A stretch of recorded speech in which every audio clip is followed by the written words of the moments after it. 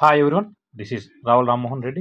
మరి TET to DS సంబంధించిన అంశాలతో పాటు మరి గురుకులాల్లో కాంట్రాక్ట్ బేస్ సంబంధించి మరి భారీగా చాలా కళాశాలలో కావచ్చు, స్కూల్లో కావచ్చు, మరి ఉపాధ్యాయ పోస్టుల భర్తీకి దరఖాస్తులు ఆహ్వానిస్తున్నారు. మరి ఇందుకు సంబంధించి నేను చూస్తే మరి కరీంనగర్ జిల్లాలో ఉన్న సాంఘిక సంక్షేమ గురుకులాల్లో ఖాళీగా ఉన్న ఉపాధ్యాయ, అధ్యాపక పోస్టుల భర్తీ కోసం దరఖాస్తులు ఆహ్వానిస్తున్నట్లు మరి in-charge DCO principal Gowri Jagannathan తెలిపారు. మానకొండూరు, చొప్పదండి, రుక్మాపూర్, చింతకుంట, అలుగునూరు, జంబికుంట, హుజురాబాద్ గురుకులాలు ఇవన్నీ కూడా ఉమ్మడి కరీంనగర్ జిల్లాకు సంబంధించి మరి పార్ట్ టైం ఉద్యోగాల భర్తీ కోసం ఆసక్తి గల వారైతే గురుకులాల్లో దరఖాస్తు చేసుకోవాలని కోరారు. మరి ఈ నెల 28 వరకు కూడా, అంటే ఈ మే నెల 28వ తేదీ వరకు కూడా మనం అప్లై చేసుకోవచ్చు. గురుకులం సంబంధించి మనం ఈ నెల 28న మరి దేవంపల్లి గురుకులం ఎంపిక చేస్తారని సకాలంలో హాజరు కావాలని తెలిపారు. మరి ఇవన్నీ కూడా మరి కాంటాక్ట్ కావాల్సిందిగా ఇక్కడ మరి ప్రిన్సిపల్ గారు ఇక్కడ కోవడం జరుగుతుంది. కాబట్టి ఖచ్చితంగా మరి అభ్యర్థులందరూ కూడా, అంటే ఎవరైతే అప్లై చేయాల్సుకున్నారో మరి బీఈడీ పూర్తయిన అభ్యర్థులు కావచ్చు, మరి పీజీ పూర్తయిన అభ్యర్థులు, టీజీటీ, పీఈడీ పోస్టుల కోసం ఇక్కడ పేపర్ టు సంబంధించి క్వాలిఫై అయిన వారు కూడా టీజీటీ సంబంధించి కావచ్చు, మరి పీఈడీ సంబంధించి, మరి పీజీ సంబంధించి అభ్యర్థులు కూడా ఇక్కడ బీఈడీ, పీజీ పూర్తయిన అభ్యర్థులు అప్లై చేసుకోవాల్సింది. ఇక్కడ సంబంధిత కళాశాల కావచ్చు, స్కూల్ కావచ్చు, మరి కాంట్రాక్ట్ అయితే అందుకు సంబంధించిన ప్రాసెస్ వివరిస్తారు. ఇక మరొకసారి ఇంకో న్యూస్ కూడా చూస్తే మనం మరి దరఖాస్తుల ఆహ్వానం. సాంఘిక సంక్షేమ గురుకులాల్లో తాత్కాలిక పద్ధతిన అధ్యాపకుల నియామకానికి దరఖాస్తు ఆహ్వానిస్తున్నట్టు పెద్దపల్లి జిల్లా సంబంధించి, మరి ధర్మారం పెద్దపల్లి జిల్లా సంబంధించి కావచ్చు, మరి మంచిర్యాల జిల్లా సంబంధించి, భూపాలపల్లి సంబంధించి వారు కొన్ని గురుకులాలకు సంబంధించి ఇక్కడ మరి అప్లికేషన్ ఆహ్వానిస్తున్నారు. కోఆర్డినేటర్ కె దేవసేన ప్రకటన ద్వారా తెలియజేశారు. మరి ఆంగ్ల మాధ్యమంలో బోధించాల్సి ఉంటున్నారు. మరి ఈ నెల 29న తెలుగు, హిందీ, ఆంగ్లం, PGT, TGT, health supervisor, PET, పీడీల ఎంపిక 30న, అంటే ఈ సంబంధించి 29, మరి 35 సంబంధించి మరి మ్యాథమెటిక్స్ కావచ్చు, సైన్స్, సాంఘిక శాస్త్రం అధ్యాపక నియమానికి డెమో తరగతులు నిర్వహిస్తున్నాం అన్నారు. ఆసిఫాబాద్, మంచిర్యాల, పెద్దపల్లి జిల్లాలోని గురుకులాల్లో ఖాళీల భర్తీకి జైపూర్, మంచిర్యాలలోని బాలుర గురుకులాల్లో, మరి ములుగు, జయశంకర్, భూపాలపల్లి జిల్లాలోని గురుకులాల కోసం జహకారం, ములుగులోని మరి గురుకులాలను డెమో తరగతులు ఉంటాయని పేర్కొన్నారు. ఆసక్తి, అనుభవం ఉన్న అభ్యర్థులు ధృవీకరణ పత్రాలు జత చేసి మరి సమీపంలోని సాంఘిక సంక్షేమ గురుకులాలను సమర్పించాలని సూచించారు.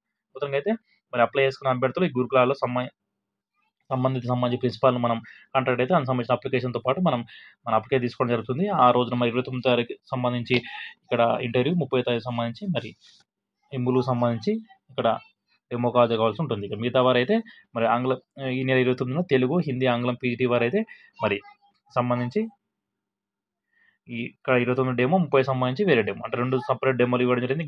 గణితం, సైన్స్, సాంఘిక శాస్త్రం అయితే ఇక్కడ తెలుగు, హిందీ, ఆంగ్లం అయితే అక్కడ వేరు ఇవ్వడం జరిగింది. కాబట్టి అభ్యర్థులందరూ కూడా మరి అప్లై చేసుకోవాల్సిందిగా ఇక్కడ కోవడం జరుగుతుంది. మరొక ముఖ్య విషయం, మరి నిన్ననే ఆల్రెడీ తెలంగాణలో డీసెట్ ముగిసింది. మరి ఈసారి రికార్డు స్థాయిలో ఈసారి మనకు 43,000 దరఖాస్తులు వస్తే 33,000 మంది అప్లై చేయడం జరిగింది. మరి సంబంధించి ఫలితాలు కూడా మనకు జూన్ 5వ తేదీన వస్తాయని, జూన్ 5 కంటే ముందు లేదా జూన్ 5, అంటే నోటిఫికేషన్ ప్రకారం జూన్ 5 ఇవ్వడం జరిగింది.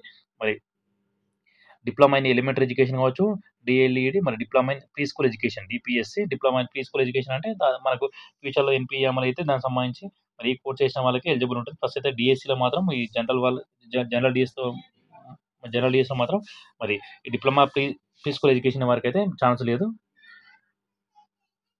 ఇక డీసెట్‌కు 77% మంది హాజరయ్యారంటే ఇక్కడ ఇవ్వడం జరిగింది. మనకి ఒకసారి మనం చూస్తే మరి తెలుగు మాధ్యమానికి 19,000 దరఖాస్తులు వస్తే 15,000 మంది హాజరయ్యారు. ఇంగ్లీష్ మీడియం సంబంధించి 22,000 మంది అప్లై చేస్తే, మనకు ఉర్దూ మీడియం సంబంధించి 1,600 మంది కలిపితే మరి మొత్తం 23,000 మంది దరఖాస్తు చేస్తే 18,000 మంది ప్రజెంట్ అయ్యారంటే ఇక్కడ ఇవ్వడం జరిగింది. మొత్తానికి 43,618 మంది అప్లై చేస్తే 33,821, 77.54% మనకు హాజరు కావడం జరిగింది. 2023 డీసెట్‌కు మరి 6,000 మంది దరఖాస్తులు వస్తే 5,000 మంది ఎగ్జామ్ రాశారు, 17%.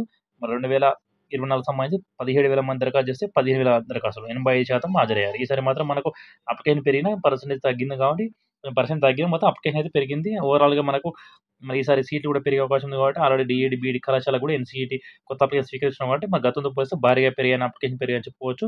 ఇక తెలంగాణ టెట్ సంబంధించి మనకు వచ్చే నెల 15 ప్రారంభం కాబోతుంది. కాబట్టి ఖచ్చితంగా మనకు మరొక 20 రోజులు కూడా టైం లేదు. కాబట్టి మరి అలాగే జూన్ 2 లేదా 3 తేదీ లోపు అయితే మనకు జిల్లాల వారీగా కూడా మన షెడ్యూల్ రాబోతుంది. అలాగే మన టెట్ హాల్ టికెట్లు జూన్ 9న, అలాగే ఏపీడీఎస్ సంబంధించి జూన్ 6 నుంచి జూలై 6 ఎలాంటి మార్పులు లేవు. మనం గత కొంతకాలంగా చెప్తూనే ఉన్నాం. ఖచ్చితంగా 99% డీఎస్సీ జరగడానికి అవకాశం ఉందని గత కొంతకాలంగా చెప్తున్నాం. సుప్రీంకోర్టు కూడా మనకు మరి డీఎస్సీ పరీక్షలకు సంబంధించి మరి ప్రభుత్వానికి అనుకూలంగా తీర్పు వచ్చింది. కాబట్టి ఇప్పుడు డీఎస్సీ కూడా యథావిధిగా జరిగే అవకాశం ఉంది. కాబట్టి ఏపీ సంబంధించి డీఎస్సీ కూడా మరి ఆ అభ్యర్థులు కూడా ఫైనల్ ప్రిపరేషన్ సంబంధించి ఖచ్చితంగా కొందరికైతే ఎక్కువ తక్కువ మార్కులు అన్ని జిల్లాలో ఉంటాయి. కాబట్టి మనకు అక్కడ ఉమ్మడి 13 జిల్లాల వారీగా కూడా పరీక్షలు జరుగుతున్నాయి. కాబట్టి మరి కొంతమంది అభ్యర్థులకైతే 60, 70, 75, అంటే రకరకాల కేటగిరీ బట్టి మార్కులు వస్తాయి. కాబట్టి ఎవరు ఆందోళన చెందాల్సిన అవసరం లేదు. ఖచ్చితంగా తమ ప్రిపరేషన్ స్థాయి ఇంకా ఇందులో ఎలా అయ్యారో దానికి సంబంధించి మరొకసారి రివిజన్ చేసుకుంటే సరిపోతుంది. ఖచ్చితంగా కొత్త సబ్జెక్ట్స్ కూడా రివిజన్, ఎందుకంటే మనం ఎగ్జామ్ రాసేటప్పుడు రివిజన్ ఖచ్చితంగా మనకు గుర్తొస్తుంది. ఒకసారి రివిజన్ చేస్తే సరిపోతుంది, బాగుండే అని అనుకోకుండా ఇప్పుడే రివిజన్ చేస్తే అభ్యర్థి కూడా ఖచ్చితంగా కొంచెం ప్లస్ అయ్యే అవకాశం ఉంది. కాబట్టి అభ్యర్థులు కూడా